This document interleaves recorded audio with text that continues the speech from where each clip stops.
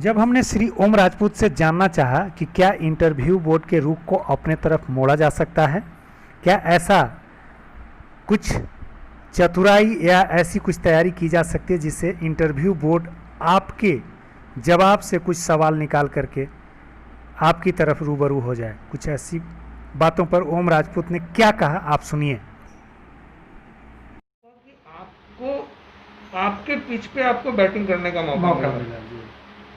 मैंने पहले से रट रखा था कि कौन सी कविता मुझे सुनानी है। मैंने उस कविता को सुनाया, उनको बहुत पसंद आया। जब हमने ओम राजपूत से जानना चाहा कि आखिर बिहार के परिप्रेक्ष्य में जब इंटरव्यू के लिए तैयारी की जाए तो किन बातों पे फोकस किया जाए, बिहार के किन सकारात्मक पक्षों को तैयार किया जाए और उनके यहाँ उसको इंटरव्यू बोर्ड के सामने उभारा जाए ताकि इंटरव्यू बोर्ड प्रभावित हो सके, तो जानिए ओम राजपूत ने क्या कहा। श्रम का सबसे बड़ा स्रोत है और आप देखिए कि उसका भी इतिहास है।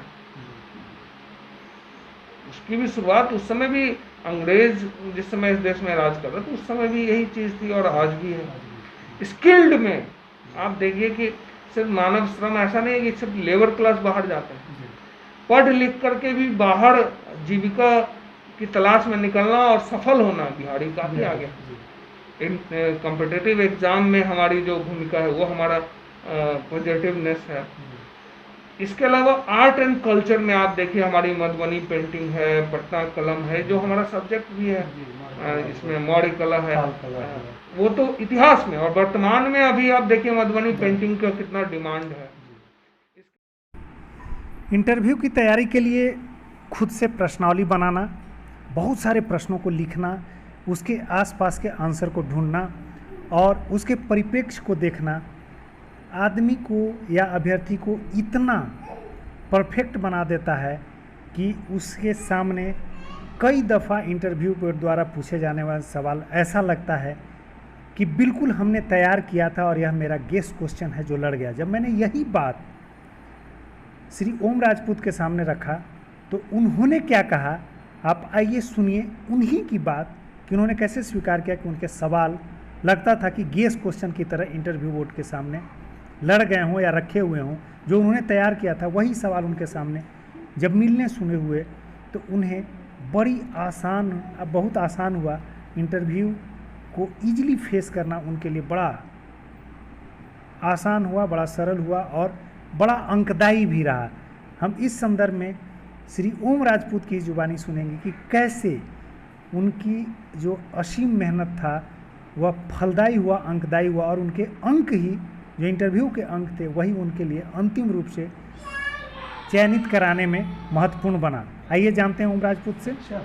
क्या मतलब सवाल, अगर इस क्रम में आप सवाल पर क्लिक कर दें तो मतलब अभ्यर्थियों को ज़्यादा फायदा होगा।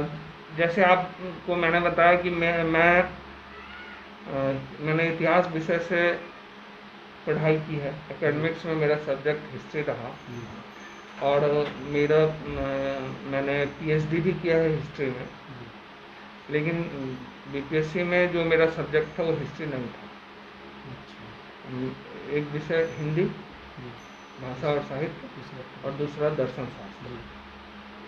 और मैं आपको बताऊं कि दर्शन शास्त्र जिस बैच में मेरा चयन हुआ वो मेरा पहला अटेम्प्ट था। इससे पहले मैं इतिहास से ही देता था, लेकिन 2-3 एग्जाम के बाद जब सफलता हाथ नहीं लगी तो मैंने अपना विषय चेंज कर दिया था। और चूँकि 48वीं से 52वीं में दर्शन शास्त्र की स्कोरिंग अच्छी थी तो इस कारण मैंने दर्शन शास्त्र का चयन कर लिया। ऐसी बात नहीं है कि दर्शन शास्त्र से मेरा रुझान नहीं था, मैं दर्शन शास्त्र भी मेरे लिए बहुत प्रिय सब्जेक्ट था और मेरे रुचि का वह विषय था, लेकिन मैंने चयन नहीं करता था क्योंकि सिविल सर्विसेज में हिंदी मेरा परम प्रिय सब्जेक्ट रहा और हिस्ट्री मेरा एकेडमिक्स था। तो अब ये इतिहास से पीएचडी होना और दर्शन शास्त्र और हिंदी से आना, मेरा पहला सवाल यहीं से जनरेट हो कि आपने ये इतिहास से जब डिग्री हासिल किया तो आपने दर्शन शास्त्र क्यों रखा। अब आप समझिए कि जब हमने क्वेश्चन तैयार किया तो ये सवाल तो मेरा किसी भी व्यक्ति का पहला सवाल रहा। आप गेस कर, और गेस मेरा वहाँ लड़ गया। जब मैंने श्री ओम राजपूत से यह जानना चाहा कि क्या जो सामान्य विचारधारा है उससे विपरीत जा करके, यानी बिल्कुल अलग थलग विचार रखते हुए क्या क्या किसी सवाल का जवाब इंटरव्यू बोर्ड के सामने रखा जा सकता है, तो श्री ओम राजपूत ने कहा कि आपको अपनी बातें संविधान सम्मत तरीके से, यानी जो संविधान में न्यायोचित है उसी अनुसार रखना चाहिए, क्योंकि बीइंग प्रशासक आपको इसी की शपथ लेनी है।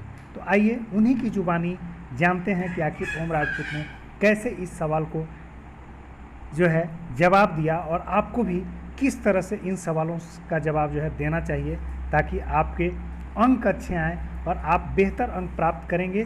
तभी जो मेंस और इंटरव्यू के बीच में जो सिलेक्शन का एक पीढ़ी रुक गया है आपका, जिसमें एक का चयन होना है और 1.5 को छूटना है अभी, तो आप अंतिम रूप से कैसे चयनित होंगे आप इसे देखिए। यद्यपि यह इंटरव्यू 3 दिनों में क्रमशः प्रस्तुत किया गया है और थोड़ा लंबा हो गया, लेकिन मैं आपको विश्वास दिलाता हूं कि यह इंटरव्यू आपको देखना चाहिए और आपको बहुत फ़ायदा होगा और आपके 2-4 अंक जरूर बढ़ेंगे, ऐसी मुझे उम्मीद है। तो सुनिए ओम राजपूत की जुबानी। धारा की ऐसा नहीं है कि वो कोई भी सवाल का जो ऐसे सवाल के जवाब ब्लैक एंड वाइट में नहीं होंगे, वो ग्रे शेड में होंगे। तो वो मुख्य धारा में आपका जवाब होना चाहिए। बहुमत की जो राय है वही हमारी राय है। मैं बता रहा हूँ कि अभी जैसे देखिए इस वर्ष आप जान रहे हैं कि 5 अगस्त को राम मंदिर की आधारशिला रखी जा रही है।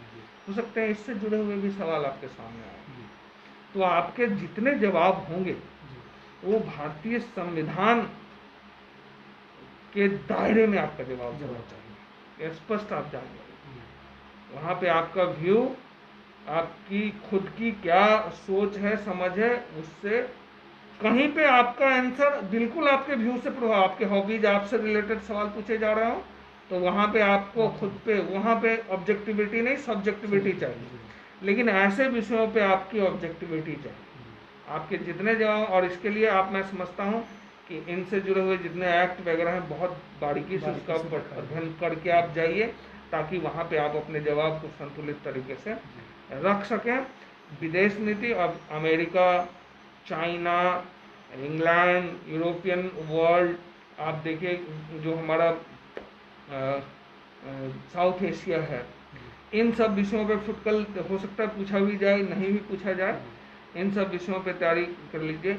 बिहार पर स्पेशली आपकी तैयारी होनी चाहिए। बिहार के किन किन मुद्दों को देखा जाए, जो कुछ तो परंपरागत मुद्दे हैं, अब देखिए उस पर थोड़ा सा अगर मैं सीधी सी बात जानता हूँ, मैं आपसे ही पूछ रहा हूँ कि बिहार में ऐसा क्या है जो दिखाने लायक है। एक इसका इतिहास है हजारों साल का, लगभग 2000 साल तक पाटलिपुत्र इस हिंदुस्तान की राजधानी रहा।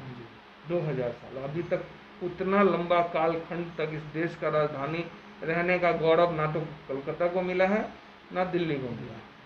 और दूसरी बात, जिसमें पाटलिपुत्र इस देश की राजधानी थी, उस समय इसका चौहद्दी कहाँ कहाँ था। आप देखिए काबुल, कंधार, मकरान, हेरात, सब जो आज उज्बेकिस्तान और अफगानिस्तान जैसा अलग देश, वो सब हिंदुस्तान का हिस्सा था। नीचे बिल्कुल तमिलनाडु तक, और उधर चले जाइए तो पूरा बर्मा और वो इंडोनेशिया, वो सब हिंदुस्तान का हिस्सा था। तो इतने बड़े देश पे श्री ओम राजपूत के साथ बीपीएससी इंटरव्यू की तैयारी के लिए की गई जो चर्चा, परिचर्चा, संवाद है, जो डायलॉग है, वह आगामी सभी बीपीएससी परीक्षाओं में इंटरव्यू के लिए काफ़ी महत्वपूर्ण होगा, ऐसा मुझे विश्वास है।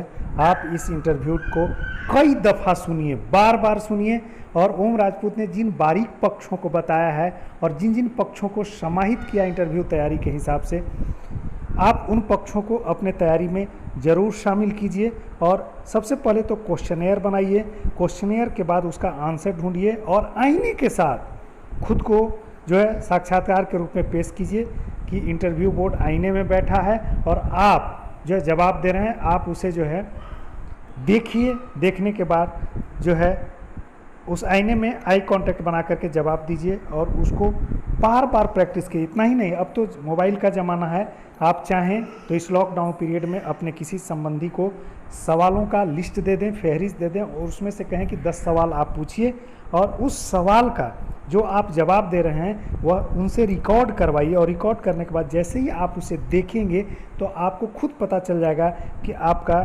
हाव भाव, भाव भंगिमा, पोस्चर, एक्सप्रेशन, इंटरव्यू बोर्ड के सामने चीज़ों को रखने का तरीका, आपके एटीट्यूड या किस तरह की प्रस्तुति होनी चाहिए, सब कुछ बिल्कुल बारीक ढंग से पता चल जाएगा।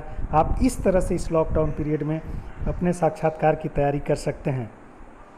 तमाम तरह के अपडेट के लिए आपको हमारे YouTube channel GS and GK world से जुड़ना चाहिए, लोगों को भी बताना चाहिए, ताकि उन्हें भविष्य में जो अभी इंटरव्यू दे रहे हैं, जो आगे इंटरव्यू देंगे, जो मेंस और पीटी की तैयारी कर रहे हैं, सभी तरह के परिचर्चाओं को हम आगे या उसके लिए गाइडेंस जो है आगे उपलब्ध कराते रहेंगे। इसलिए सभी लोगों से मेरा आग्रह है, कहना है कि आप मेरे channel GS and GK world को सब्सक्राइब करें, लाइक करें और ज़्यादा से ज़्यादा लोगों को शेयर करें, ताकि न सिर्फ आपको फ़ायदा हो बल्कि काफ़ी लोगों को फ़ायदा हो। और मैं चाहता हूं कि मेरा यह मुहिम जो है आपको अंतिम रूप से सफल कराए और एक अधिकारी के रूप में आप बिहार में अपनी सेवा देने के लिए जो है बिल्कुल चयनित हों, ऐसी मेरी शुभकामनाएं हैं। धन्यवाद।